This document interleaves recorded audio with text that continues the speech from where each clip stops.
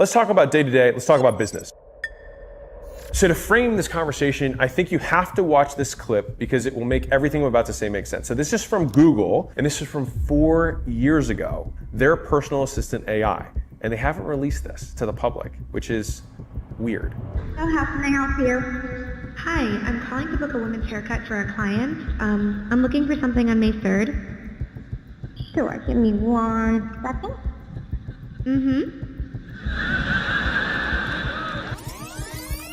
First name is Lisa. Okay, perfect. So I will see Lisa at 10 o'clock on May 3rd. Okay, great. Thanks. Great. Have a great day. Bye. That's the baseline. That was 4 years ago. Now imagine it was a sales call and we have sales AI that's listened to 10 million sales calls. This is the types of things that these people say in these situations. I will say the same thing.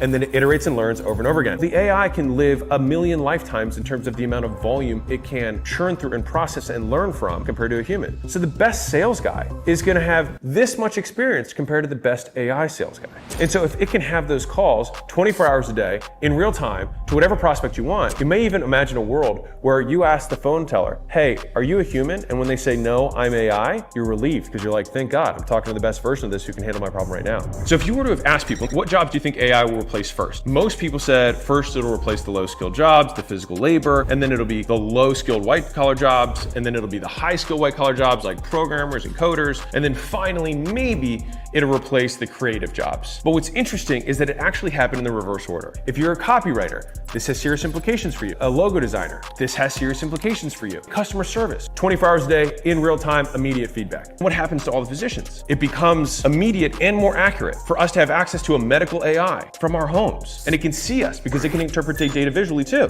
If you're in finance, it will be able to take all of the raw data and realign it and put it into beautiful Excel sheets. A friend of mine has a father who's a medical malpractice attorney. He asked it to write an argument for why malpractice should not be capped in terms of how much a lawyer can make on a malpractice suit. And then it outlined an entire argument for why it should be uncapped.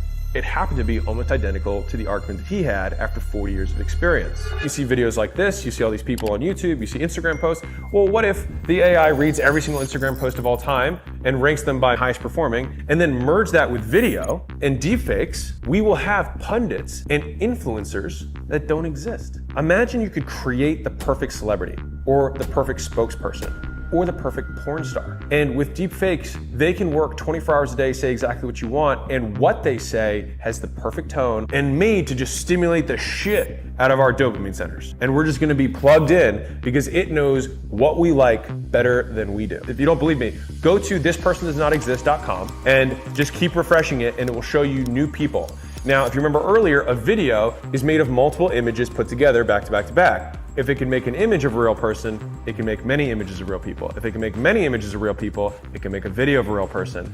And then we'll have questions of verification. Did President Biden say that? Did President Trump say that? Or is it a deepfake? The blue check mark will take on an entirely new meaning in the very near future. Now, those are just a few use cases, but anywhere humans are, it will disrupt. If you are connected to the AI, you can input faster and you can get information back faster because you're not limited by your digits. This will be the next order of magnitude in terms of output and value that individuals will be able to create in the economy.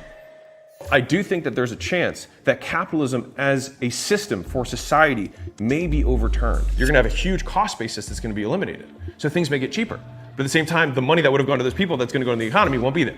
The point is that I think there will be significant changes to capitalism overall. Now, one of the nice things, Sam Altman, who's the CEO, they have actually been undergoing the largest UBI study, so Universal Basic Income study, as a result concurrently with this technology. So he knows what they're making. We're gonna have an opportunity to push the reset button and think about the world we want. And I think universal basic income is one part of that.